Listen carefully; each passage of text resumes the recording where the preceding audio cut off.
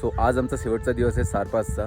तर आपण बघूया मी नक्की काय काय वस्तू आणलेल्या आहेत या ट्रेकसाठी, जेणेकरून पूर्ण ट्रेक कंप्लीट झालेला आहे. आणि जास्त पण नाही आहेत, कमी पण नाही आहेत, पण ज्या नेसेसरी आहेत त्याच. उगाच ओव्हरवेट करून आपली वाट लावून नाही घ्यायची. बघूया. बाय द वे, हा आमचा कॅम्प साईट आहे आणि हा आहे ब्युटिफुल सीन. इकडे डोंगर आहेत, जरा बर्फ पडला आहे, त्यांच्यावर सूर्य निघालेला आहे सकाळ सकाळ. आणि इकडे आहे धबधबा पडतोय, क्लिअरली दिसते का माहीत नाही, पण इकडे एक आहे.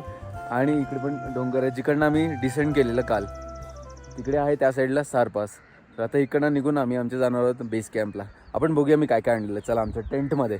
सर्वप्रथम डे 1ला लागतं आपल्याला track pant, quick dry T shirt आणि शूज. तर 2 pair of quick dry is enough, 2 pair of track pants good enough, 5-6 सॉक्सचे जोड तरी घ्या, जरूरत पडते. हा आहे एक विंडशीटर काइंड ऑफ माझा शेवटचा लेयर अंगावरचा. तुम्ही फ्लीज जॅकेट वगैरे पण घेऊ शकता. हे आहे एक thin jacket, kind of fleece jacket आहे माझ्यासाठी. Some extra pair of underwear आणि हा poncho which is very important.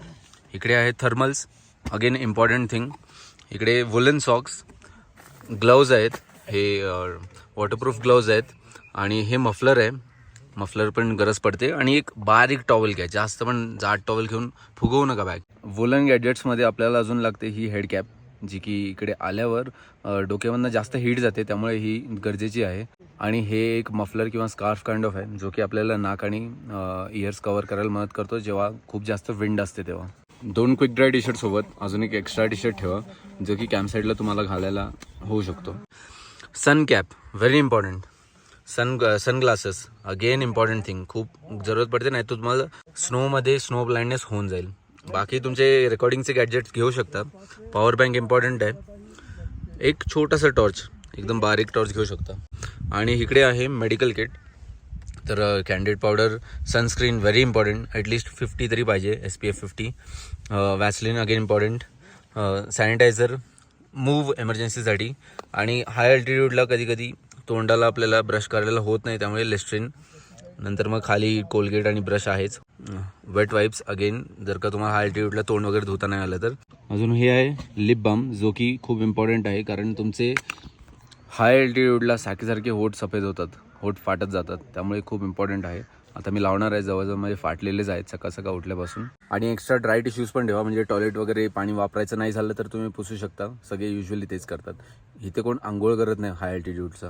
नंतर आहे टिफिन बॉक्स, एक मग, लाईटवेट मग, स्पून पाहिजे, थर्मास आणि एक पाणी बॉटल, एवढं लागतं. आणि त्याच्यानंतर आहे वॉकिंग स्टिक. तर स्टिक घेऊ शकता तुम्ही चांगल्यातली. ही माझ्या मित्राची आहे आणि ही माझी आहे 40 रुपयाची, जी ऑन द वे मिळून जाते. आणि बाहेर चप्पल, जर का तुम्ही कॅम्प साईडला आले तर तुम्हाला लागते चप्पल इकडे तिकडे फिरायला. आणि गुड ट्रेकिंग शूज खूप इम्पॉर्टंट आहेत. चांगले ग्रिप पाहिजे त्यांना, नाहीतर तुम्ही घसराल. तर कुठल्याही कंपनीची घेऊ शकता, फक्त चांगले पाहिजे. तिकडे तुम्हाला डिकेथलॉनचे दिसतात माझ्या मित्राचे, हे माझेच CTRचे. अजून तुम्ही सोबत ना 5-6 छोट्या प्लास्टिक पिशव्या पण घेऊन चला, म्हणजे जास्त पाऊस आला ना तर तुम्ही तुमच्या गरजेचे वस्तू आहेत, जसं की सॉक्स, थर्मल्स, परत काही कपडे, इवन इलेक्ट्रॉनिक गॅजेट्स, हे सगळे त्याच्यात टाकून पॅक करून बॅगमध्ये टाकू शकता. म्हणजे भिजायची काहीच भीती नाही आहे. पॉन्चो असतो पण स्टील तरी एवढ्याच गोष्टी लागतात.